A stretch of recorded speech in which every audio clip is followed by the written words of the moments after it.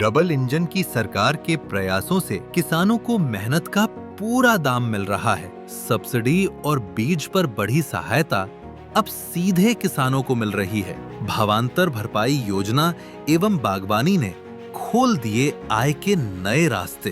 देश के यशस्वी प्रधानमंत्री आदरणीय मोदी जी के नेतृत्व में ऐसी नीतियां बनाई हैं जिनसे किसानों की आय लगातार बढ़े। ये हमारी सरकार मोदी जी के नेतृत्व में डबल इंजन की सरकार चल रही है कि हमारा किसान सशक्त हो, मजबूत हो और उसको लेकर के हमारी नीतियां लगातार उनकी आय बढ़ाने के लिए काम कर रही है। अब गांव की खुशहाली खेतों से झलकती है और किसान क्रेडिट कार्ड की ऋण सीमा 5 लाख कर दी गई, ताकि खेती आसान बने और किसान अपने सपनों को पूरा कर सके। मुख्यमंत्री श्री नायब सिंह सैनी जी के कुशल नेतृत्व में किसान उत्थान के नए अध्याय लिखे गए हैं। जब अन्नदाता मुस्कुराएगा, तभी हरियाणा चमकेगा।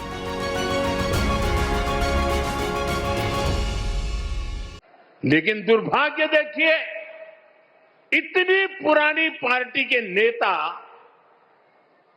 लाजने के बजाय गाजते हैं। बेशर्मी के साथ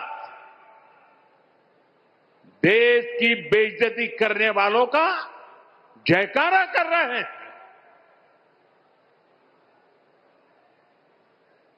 और ये मामला कांग्रेस की हरकतों का लगातार चल रहा है। पार्लियामेंट में क्या किया? पार्लियामेंट में खुद परफॉर्म कर नहीं पा रहे तो अपने साथी दलों को भी बोलने का मौका नहीं देते, पार्लियामेंट को चलने नहीं देते। और उसका सबसे बड़ा नुकसान कांग्रेस के जो साथी दल है ना, उनको हो रहा है। अब वो समझ गए हैं। ये अभी दिल्ली में उन्होंने जो ये नंगापन दिखाया, उनके सारे साथी दल चौंक गए हैं। सबने किनारा कर लिया। और मैं नम्रतापूर्वक देश के मीडिया को भी एक रिक्वेस्ट करना चाहता हूं। वैसे मैं मीडिया को हर प्रकार से झेलने के लिए ईश्वर मुझे शक्ति दे प्रार्थना करता रहता हूं, लेकिन आज मैं उनको प्रार्थना करता हूं कि कृपा करके हम जब इस प्रकार की हरकतों की आलोचना करें तो आप ये हेडलाइन मत बनाइए कि मोदी ने विपक्ष को धो डाला।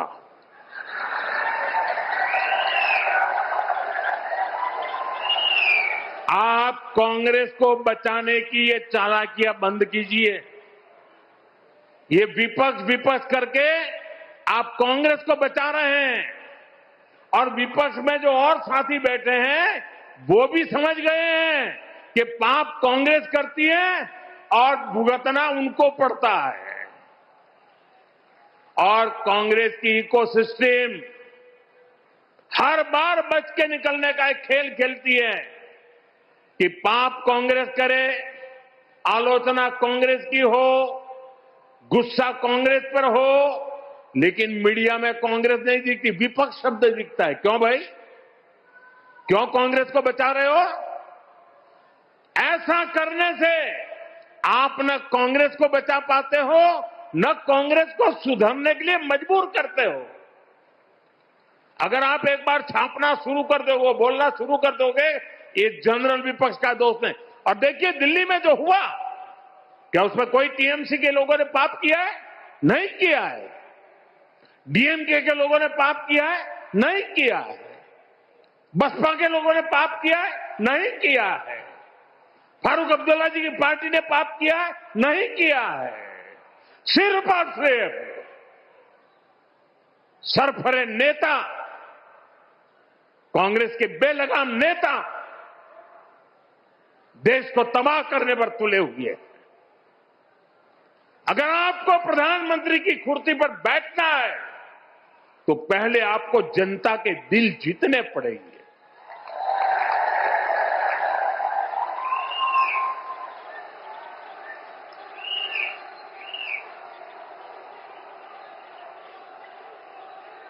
महिलाओं एमपीओ को भेज करके सीट पर कब्जा करने से आप प्रधानमंत्री नहीं बन सकते हो।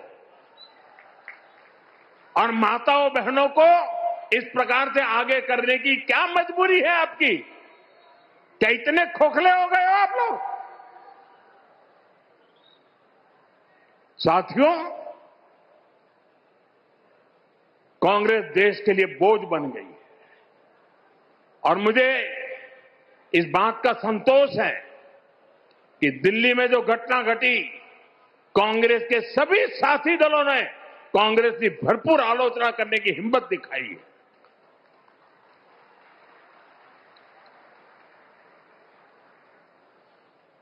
मैं विपक्ष के इन साथियों का सच्चाई के साथ और देश के गौरव के साथ खड़े रहकर रहने के लिए उनका मैं सार्वजनिक रूप से आभार व्यक्त करता हूं।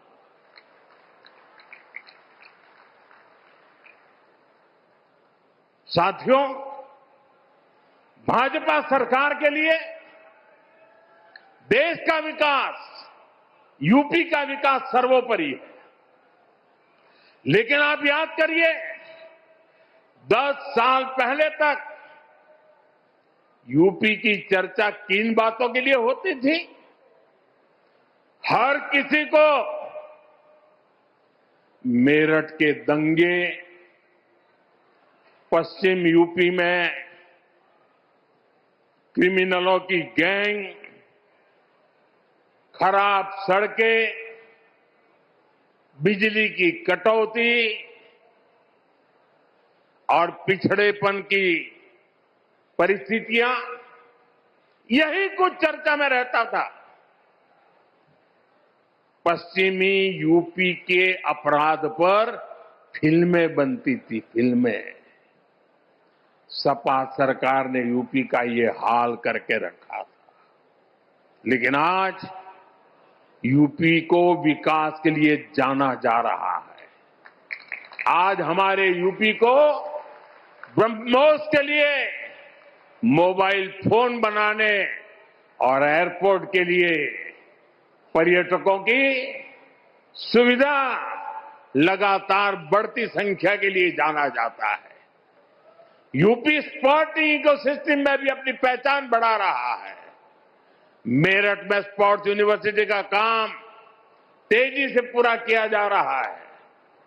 साथियों, सपा राज में जो अपराधी बेखौफ घुमा करते थे, वो आज योगी जी की सरकार में जेलों में दिन बिता रहे हैं। आज किसी की हिम्मत नहीं है कि कॉलेज से पढ़कर निकल रही हमारी किसी बेटी का अपमान कर सके। साथियों, जब कानून व्यवस्था सुधरती है तो व्यापार, कारोबार और दुकानदारी के लिए भी माहौल बनता है। इसलिए आज यूपी की अर्थव्यवस्था में भी जबरदस्त उछाल देखने को मिल रहा है। योगी जी के नेतृत्व में यूपी देश का बड़ा मैन्युफैक्चरिंग हब बन रहा है। कल ही मुझे यूपी की पहली सेमी कंडक्टर फैक्ट्री का शिलान्यास करने का अवसर मिला है। इस सेमी कंडक्टर फैक्ट्री के बनने से यूपी का सामर्थ्य और ज्यादा बढ़ जाएगा। इससे यहां नए निवेश, नए रोजगार के लिए अद्भुत संभावनाएं बनेगी। मैं आपको विश्वास दिलाता हूं, भाजपा की डबल इंजन सरकार ऐसे ही यूपी को देश की सबसे बड़ी इकोनॉमी बनाने के लिए काम करती रहेगी। यूपी विकसित होगा तो ही भारत विकसित होगा। एक बार फिर आप सभी को नमो भारत ट्रेन और मेट्रो प्रोजेक्ट के लिए बहुत बहुत शुभकामनाएं देता हूं। ये वंदे मातरम के 150 वर्ष मना रहे हैं। मेरे साथ बोलिए वंदे मातरम, वंदे वंदे वंदे वंदे वंदे वंदे वंदे वंदे वंदे वंदे वंदे